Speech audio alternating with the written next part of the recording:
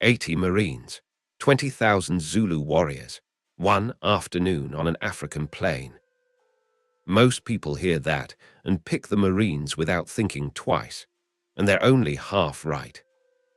Because the number that actually decides this isn't the kill count, it's the round count. And when you do that maths honestly, the answer stops being comfortable. It's the 22nd of January, 1879.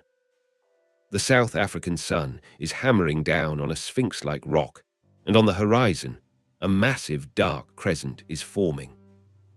The horns of the buffalo, the Zulu Empire's signature encirclement, 20,000 warriors, cowhide shields, razor-sharp stabbing spears, closing in with the kind of discipline and controlled fury that had dismantled every army sent against them. This was the worst defeat the British Army ever suffered at the hands of a non-European force. But today, we're changing one thing. Instead of the 24th Regiment of Foot standing in that red dust, there are two modern United States Marine platoons, 80 men, dropped out of time from 2026, fully armed, and absolutely nobody's idea of a fair fight. They weren't meant to be here. But now they are. Let's talk about what these 80 men are actually carrying, because the distance between their equipment and this world isn't a tactical edge.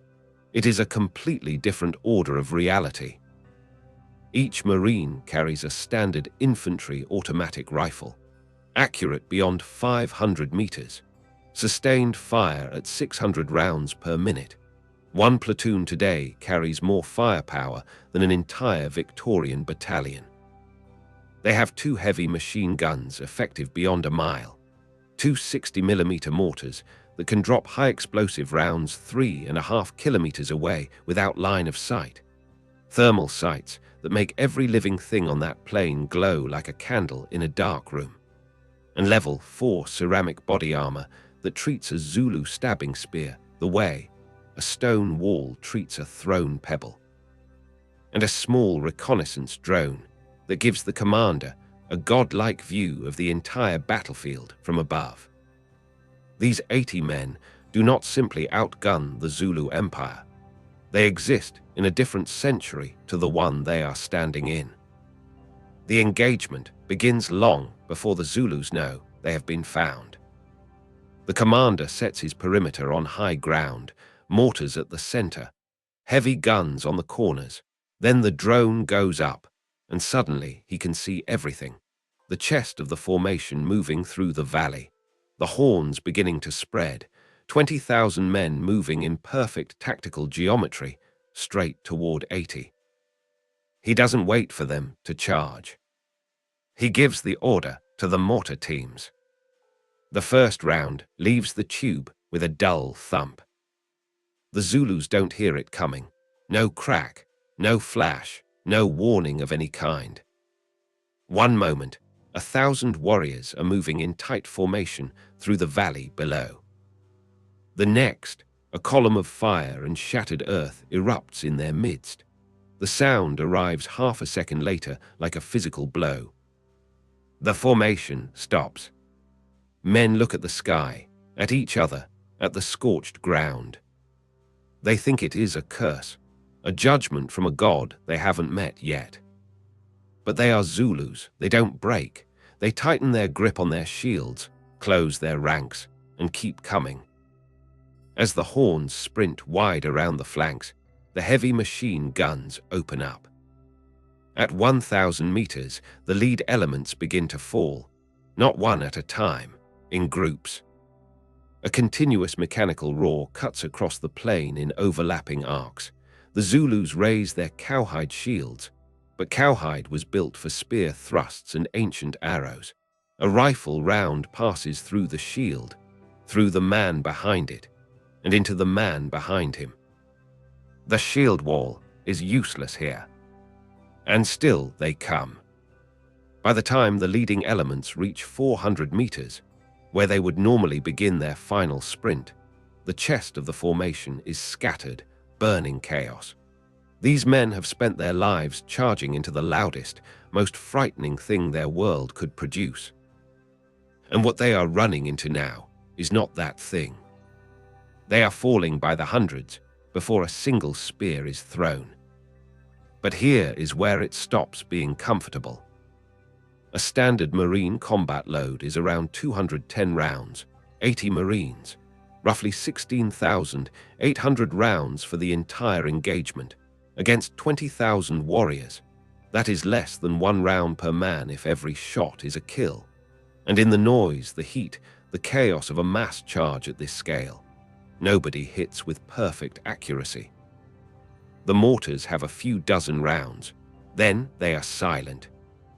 The machine gun belts burn fast. The Zulu commanders notice the gaps between bursts. They give the order to disperse. Stop caring about formation. Stop caring about casualties. Simply compress the position from all angles.